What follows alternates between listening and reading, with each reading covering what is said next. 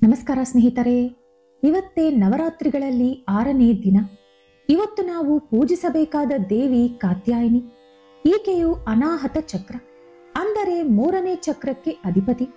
ಬೃಹಸ್ಪತಿ ಗ್ರಹವು ಈಕೆಯ ಆಧೀನದಲ್ಲಿ ಇರುತ್ತದೆ. ದೇವಿಯನ್ನು ಒಲಿಸಿಕೊಳ್ಳಲು ನಾವಿವತ್ತು ಜಪಿಸಬೇಕಾದ ಮಂತ್ರ ಓಂ ದೇವಿ ಕಾತ್ಯಾಯಿನಿ ನಮಃ.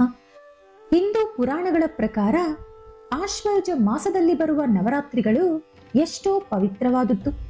ಈ ಸಮಯದಲ್ಲಿ ಭಕ್ತರು ತುಂಬಾ ನಂಬಿಕೆ, ಭಕ್ತಿ ಹಾಗೂ ವಿಶ್ವಾಸದಿಂದ ದುರ್ಗಾ ಮಾತೆಯನ್ನು ಪೂಜಿಸುತ್ತಾರೆ.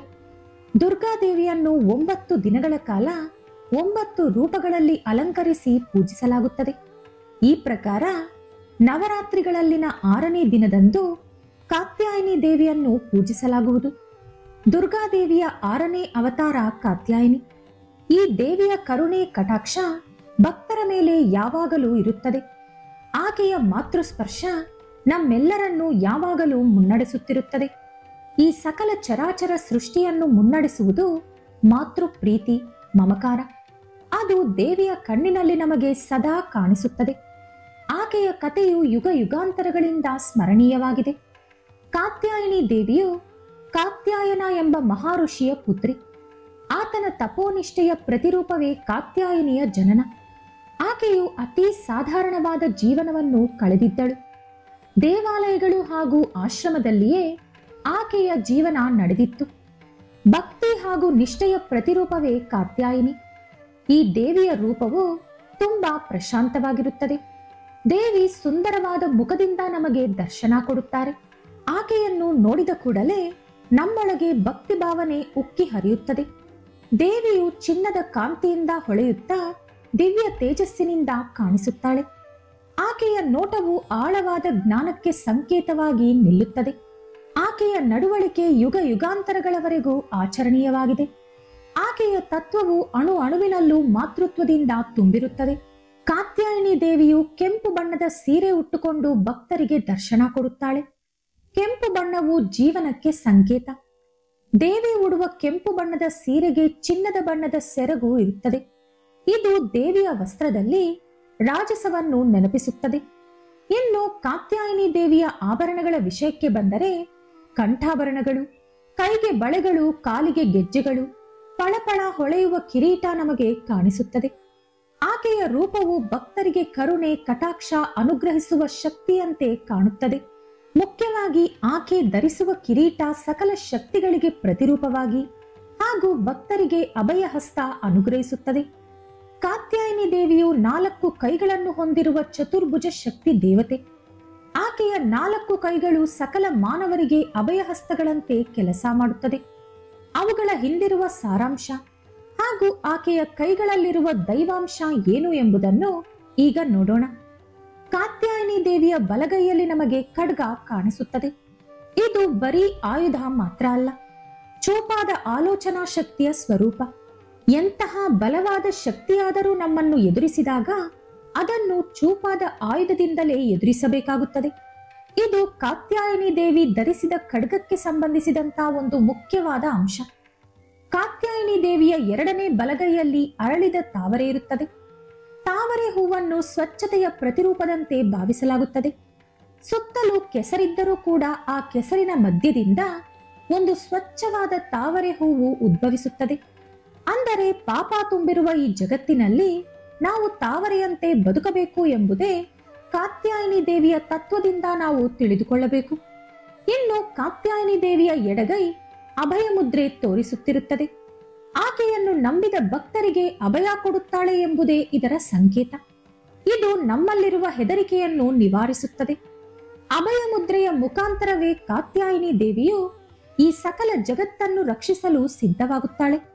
ಇನ್ನೊಂದು ಎಡಗೈಯಲ್ಲಿ ವರದ ಮುದ್ರೆ ಇರುತ್ತದೆ. ಈ ಮುದ್ರೆಗೆ ಅರ್ಥ ಭಕ್ತರು ಕೋರುವ ಕೋರಿಕೆಗಳನ್ನು ತೀರಿಸಲು ಕಾತ್ಯಾಯಿನಿ ದೇವಿಯು ಸದಾ ಸಿದ್ಧವಾಗಿರುತ್ತಾಳೆ ಎಂದು. ಆಕೆಯನ್ನು ನಂಬಿದ ಭಕ್ತರಿಗೆ ಯಾವಾಗಲೂ ಈ ತಾಯಿ ಮೋಸ ಮಾಡುವುದಿಲ್ಲ. ಕಾತ್ಯಾಯಿನಿ ದೇವಿಯ ವಾಹನ ಸಿಂಹ. ಇದು ಧೈರ್ಯ, ರಾಜಸ ಹಾಗೂ ಸಾಹಸದ ಪ್ರತಿರೂಪ. ಸಿಂಹವನ್ನು ಶಕ್ತಿಯ ಪ್ರತಿರೂಪ ಎಂದು ಕರೆಯುತ್ತಾರೆ. ಹಾಗೆ ನಮ್ಮಲ್ಲಿರುವ ಕಾರ್ಯದರ್ಶಿಗೂ ಕೂಡ ಸಿಂಹವನ್ನು ಪ್ರತಿರೂಪವೆಂದು ಹೇಳಬಹುದು. ಸಿಂಹವನ್ನು ಧರ್ಮ ರಕ್ಷಿಸುವ ಪ್ರತಿರೂಪದಂತೆ ನೋಡಬಹುದು. ಸಿಂಹ ವಾಹಿನಿಯಾದ ಕಾತ್ಯಾಯಿನಿ ದೇವಿಯು ತನ್ನೊಳಗಿರುವ ಮಾತೃತ್ವದ ಜೊತೆಗೆ ದುಷ್ಟರನ್ನು ಶಿಕ್ಷಿಸಲು ಎಂದೂ ಕೂಡ ಹಿಂದೇಟಾಕಲ್ಲ.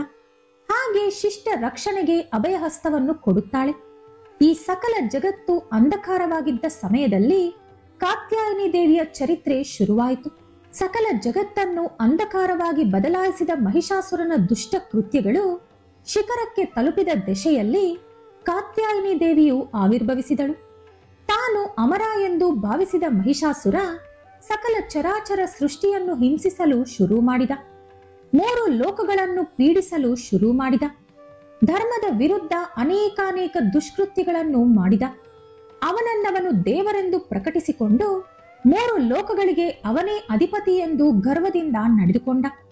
ಈ ರೀತಿ ದಿನೇ ದಿನೇ ಅವನ ದುಷ್ಕೃತ್ಯಗಳಿಗೆ ಅಂತ್ಯವಿಲ್ಲದಂತಾಯಿತು. ಇದರಿಂದ ದೇವತೆಗಳು ಸಹ ಚಿಂತೆಗೀಡಾದರು. ಅಷ್ಟ ದಿಕ್ಪಾಲಕರು ಕೂಡ ದಿಕ್ಕಿಲ್ಲದವರಾದರು. ಅಂತಹ ಧರ್ಮ ಸಂಕಟದ ಪರಿಸ್ಥಿತಿಯಲ್ಲಿ ಮಹಿಷಾಸುರನನ್ನು ಎದುರಿಸಲು ದೇವಿ ಶಕ್ತಿ ಮಾತ್ರವೇ ಪರಿಹಾರ ಎಂದು ಭಾವಿಸಿ ದೇವಿಯನ್ನು ಆರಾಧಿಸಲು ಎಲ್ಲಾ ದೇವರುಗಳು ಶುರು ಮಾಡಿದರು. ಆ ಮಹಾಶಕ್ತಿಯಿಂದ ಉದ್ಭವಿಸಿದ ಸ್ವರೂಪವೇ ಮಹಿಷಾಸುರನ ದುಷ್ಕೃತ್ಯಗಳಿಗೆ ಅಂತ್ಯ ಹಾಡಿದಳು. ಸಕಲ ದೇವತೆಗಳನ್ನು ಕಾಪಾಡುವುದಕ್ಕಾಗಿ ಆ ಶಕ್ತಿ ಸ್ವರೂಪಿಣಿ ಕಾತ್ಯಾಯಿನಿಯಂತೆ ಅವತರಿಸಿದಳು. ಕಾತ್ಯಾಯಿನಿ ದೇವಿಯ ನಾಮಕರಣದ ಹಿಂದೆ ಋಷಿ ಕಾತ್ಯಾಯನ ಒಂದು ರೀತಿಯಲ್ಲಿ ಕಾರಣವೆಂದು ಹೇಳಬಹುದು. ಕಾತ್ಯಾಯನ ಋಷಿಯು ಅವರ ಮಗಳಾಗಿ ಮಹಾಶಕ್ತಿ ಜನಿಸಬೇಕು ಎಂದು ಬೇಡಿಕೊಂಡರು. ಅವರ ಕೋರಿಕೆಯ ಮೇರೆಗೆ ಕಾತ್ಯಾಯಿನಿ ದೇವಿಯು ಸಕಲ ಶಕ್ತಿ ಸ್ವರೂಪಿಣಿಯಂತೆ ಅವತರಿಸಿ ಕಾತ್ಯಾಯನನ ಕುಮಾರಿಯಂತೆ ಈ ಲೋಕಕ್ಕೆ ಪರಿಚಯವಾದಳು. ಮಹಾಶಕ್ತಿಯು ಕಾತ್ಯಾಯಿನಿಯಾಗಿ ಅವತರಿಸಿ ದುಷ್ಟರನ್ನು ಶಿಕ್ಷಿಸಿ ಶಿಷ್ಟರನ್ನು ರಕ್ಷಿಸಿದಳು. ಆಕೆ ಮಹಾಶಕ್ತಿ ಸ್ವರೂಪದ ಜೊತೆಗೆ ಸಕಲ ಆಯುಧಗಳೊಂದಿಗೆ ದುಷ್ಟ ಮಹಿಷಾಸುರನನ್ನು ಎದುರಿಸಲು ಎಲ್ಲಾ ರೀತಿಯಲ್ಲೂ ತನ್ನನ್ನು ತಾನು ಸಿದ್ಧಪಡಿಸಿಕೊಂಡಳು. ಮಹಿಷಾಸುರನನ್ನು ಎದುರಿಸುವ ಮೂಲಕ ಕಾತ್ಯಾಯಿನಿ ದೇವಿಯು ಲೋಕ ಕಲ್ಯಾಣಕ್ಕೆ ಶ್ರೀಕಾರ ಹಾಕಿದಳು. ಇದು 2 ಶಕ್ತಿಗಳ ಮಧ್ಯೆ ನಡೆದ ಸಂಘರ್ಷಣೆ ಅಲ್ಲ, ಒಳ್ಳೆಯದು ಹಾಗೂ ಕೆಟ್ಟದ್ದರ ನಡುವೆ ನಡೆದಂತ ಒಂದು ಯುದ್ಧ. ಧರ್ಮ ಹಾಗೂ ಅಧರ್ಮದ ಮಧ್ಯೆ ನಡೆದ ಸಂಘರ್ಷಣೆ. ಕಾಲವೂ ಸಹ ನಿಂತು ಹೋದ ರೀತಿಯಲ್ಲಿ ಆ ಯುದ್ಧ ನಡೆದಿತ್ತು. ಕೆಲವು ಹಗಲುಗಳು ರಾತ್ರಿಗಳು ಕಳೆದು ಹೋದವು. ಸಕಲ ಸೃಷ್ಟಿಯು ಕಾತ್ಯಾಯಿನಿ ದೇವಿಯ ಪ್ರಳಯ ತಾಂಡವವನ್ನು ವಿಲಯ ತಾಂಡವವನ್ನು ಕಣ್ಣಾರೆ ನೋಡಿದವು. ಮಹಿಷಾಸುರನ ಅಸುರ ಶಕ್ತಿಯ ಅಂತ್ಯವನ್ನು ನೋಡುವುದಕ್ಕಾಗಿ ಮಹಾಶಕ್ತಿ ಯಾವ ರೀತಿ ವಿಜೃಂಭಿಸಿದಳು ಎಂದು ಎಲ್ಲಾ ದೇವಾನುದೇವತೆಗಳು ನೋಡಿದರು. ಮಹಿಷಾಸುರನ ಬುದ್ಧಿಬಲ, ದುಷ್ಟ ಕುತಂತ್ರಗಳು, ಚತುರಂಗ ನೀತಿಗಳು ಇದೆಲ್ಲವನ್ನು ಮಹಾಶಕ್ತಿ ಎದುರಿಸಿ ಆ ಅಸುರನನ್ನು ಅಶಕ್ತನನ್ನಾಗಿ ಮಾಡಿದಳು. ಕಾತ್ಯಾಯಿನಿ ದೇವಿಯು ಸಮರಾಂಗಣದಲ್ಲಿ ತೋರಿಸಿದಂತ ಶಕ್ತಿ ಸಕಲ ಜಗತ್ತಿಗೆ ಜ್ಞಾನವನ್ನು ಪ್ರಸಾದಿಸಿತು. ಎಂತಹ ಪರಿಸ್ಥಿತಿಗಳು ಬಂದರು, ಎಂತಹ ಶಕ್ತಿಯನ್ನು ಎದುರಿಸಿದರೂ ಬುದ್ಧಿ, ಜ್ಞಾನ, ಶಕ್ತಿ, ಯುಕ್ತಿ ಇದ್ದಾಗ ಮಾತ್ರವೇ ವಿಷಯ ನಡೆಯುತ್ತದೆ ಎಂದು ಕಾತ್ಯಾಯಿನಿ ದೇವಿಯ ವೀರತ್ವ ನಮಗೆ ಬೋಧಿಸುತ್ತದೆ. ಸುದೀರ್ಘ ಕಾಲದವರೆಗೂ ನಡೆದ ಈ ಹೋರಾಟದಲ್ಲಿ ಕೊನೆಗೆ ಮಹಿಷಾಸುರನ ಕತೆ ಮುಗಿಯಿತು. ಅವನ ಅಸುರ ಶಕ್ತಿ ಅಂತ್ಯವಾದ್ದರಿಂದ 3 ಲೋಕಗಳು ನೆಮ್ಮದಿಯಿಂದ ಉಸಿರಾಡಿದವು. ಅಧರ್ಮದ ವಿರುದ್ಧ ಧರ್ಮ ಸಂಸ್ಥಾಪನೆ ನಡೆಯಿತು. ಎಂದಿಗಾದರೂ ಗೆಲ್ಲುವುದು ಧರ್ಮವೇ ಎಂದು ಕಾತ್ಯಾಯಿನಿ ದೇವಿಯು ಸಕಲ ಲೋಕಕ್ಕೆ ಸಾರಿದಳು. ಅಧರ್ಮ ಯಾವಾಗಲೂ ಗೆಲ್ಲುವುದಿಲ್ಲ, ಎಂದಿಗಾದರೂ ಧರ್ಮಕ್ಕೆ ಗೆಲುವು ಸಿಗುತ್ತದೆ ಎಂದು ಕಾತ್ಯಾಯಿನಿ ದೇವಿಯು ನಮ್ಮೆಲ್ಲರಿಗೂ ಕೂಡ ತಿಳಿಸಿದಳು. ಮಹಿಷಾಸುರನ ವಧೆ ಎಂಬುದು ಶಕ್ತಿಯನ್ನು ದುರುಪಯೋಗ ಮಾಡಿದರೆ ಎಂತಹ ಪರಿಣಾಮ ಆಗುತ್ತದೆ ಎಂದು ನಮಗೆ ತಿಳಿಸುತ್ತದೆ. ಅದೇ ರೀತಿ ವರ ಪಡೆದ ಗರ್ವದಿಂದ ನಡೆದುಕೊಳ್ಳುವುದು ಎಂದಿಗೂ ಒಳ್ಳೆಯದಲ್ಲ. ಧರ್ಮದ ವಿರುದ್ಧ ನಡೆದ ದಾರಿ ಎಂದಿಗಾದರೂ ಅಂತ್ಯವಾಗುತ್ತದೆ ಎಂದು ಕಾತ್ಯಾಯಿನಿ ದೇವಿ ನಿರೂಪಿಸಿದಳು. ಆದ್ದರಿಂದಲೇ ನಿತ್ಯವೂ ಸತ್ಯ ಮಾರ್ಗದಲ್ಲಿ ನಡೆಯುವುದು ನಮ್ಮೆಲ್ಲರ ಗುರಿಯಾಗಿರಬೇಕು. ಸನಾತನ ಧರ್ಮದಲ್ಲಿ ಗ್ರಹಗಳ ಸ್ಥಿತಿಗತಿಗಳು ಅತಿ ಮುಖ್ಯವಾದುದು. ಇವುಗಳ ಕಾರಣದಿಂದಲೇ ನಮ್ಮ ಕರ್ಮ ಫಲಗಳು ನಿರ್ಣಯಿಸಲಾಗುತ್ತದೆ. ಕಾತ್ಯಾಯಿನಿ ದೇವಿಯ ಪ್ರಳಯ ನೃತ್ಯದ ಕಾರಣದಿಂದಾಗಿ ಗುರುಗ್ರಹ ಸಂಚಾರ ಬದಲಾಗಿ ಹೋಯಿತು.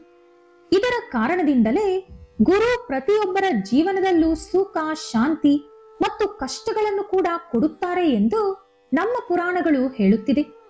ಯಾರ ಜೀವನದಲ್ಲಿ ಗುರುಗ್ರಹದ ಕಾರಣದಿಂದ ಸಮಸ್ಯೆಗಳು ಶುರುವಾಗುತ್ತದೋ ಅವರು ಕಾತ್ಯಾಯಿನಿ ದೇವಿಯ ಕೃಪೆಯಿಂದ ಹೊರಬರಬಹುದು.